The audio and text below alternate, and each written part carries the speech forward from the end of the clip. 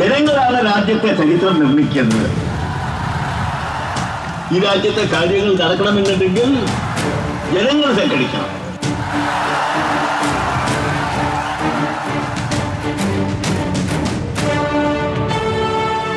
ചരിത്രം ഒരു ഓർമ്മപ്പെടുത്തലാണ്, ഒപ്പം ഭാവിയിലേക്കുള്ള ഒരു തിരുത്തൽ രേഖയും. പുതിയ ചിന്ത, പുതിയ കർമ്മം, പുതിയ കേരളം. പങ്കെടുക്കൂ, അണിചേരൂ ഈ ബഹുജന മുന്നേറ്റത്തിൽ. പിണറായി വിജയൻ നയിക്കുന്ന നവകേരള മാർച്ച് കണ്ണൂർ ജില്ലയിലെ പര്യടനം പൂർത്തിയാക്കി ഇന്ന് വയനാട് ജില്ലയിലേക്ക് പ്രവേശിക്കും. കണ്ണൂർ ജില്ലയിലെ ഇരിട്ടി, വയനാട് ജില്ലയിലെ മാനന്തവാടി, സുൽത്താൻ ബത്തേരി, കൽപ്പറ്റ എന്നിവിടങ്ങളിൽ ഇന്ന് നവകേരള മാർച്ചിന് സ്വീകരണം നൽകും.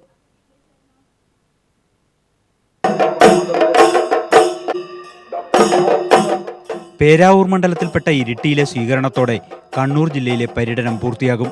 തുടർന്ന് നവകേരള മാർച്ച് വയനാട് ജില്ലയിലേക്ക് പ്രവേശിക്കും. മാനന്തവാടി, സുൽത്താൻ ബത്തേരി, കൽപ്പറ്റ എന്നിവിടങ്ങളിലാണ് വയനാട് ജില്ലയിലെ സ്വീകരണങ്ങൾ ക്രമീകരിച്ചിരിക്കുന്നത്. തുടർന്ന് ജാഥ നാളെ കോഴിക്കോട് ജില്ലയിൽ പര്യടനം ആരംഭിക്കും. ജനപങ്കാളിത്തം കൊണ്ട് ചരിത്രത്തിൽ ഇടം നേടിയാണ് മാർച്ച് കണ്ണൂർ ജില്ലയിലെ പര്യടനം പൂർത്തിയാക്കുന്നത്.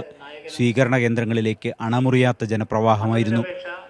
ആവേശം തിരമാലകൾ പോലെ ആർത്തിരമ്പിയപ്പോൾ സ്വീകരണ കേന്ദ്രങ്ങൾ ജനസമുദ്രങ്ങളായി. മറ്റാർക്കും കടന്നു ചെല്ലാനാവാത്ത ചെങ്കോട്ടയാണ് കണ്ണൂരെന്ന് ഓരോ സ്വീകരണ കേന്ദ്രവും ഒരിക്കൽ കൂടി തെളിയിച്ചു. മതനിരപേക്ഷതയും അഴിമതിയും മുതൽ പ്രാദേശിക വികസന വിഷയങ്ങൾ വരെ പിണറായിയുടെ പ്രസംഗങ്ങൾക്ക് വിഷയങ്ങളായി.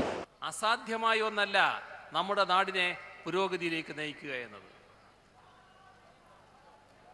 ഒറ്റയൊരു കാര്യം മാത്രമേ വേണ്ടൂ,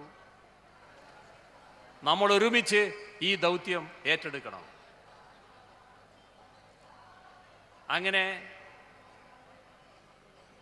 നമ്മുടെ നാടിൻ്റെ ഭാവിയിൽ താല്പര്യമുള്ള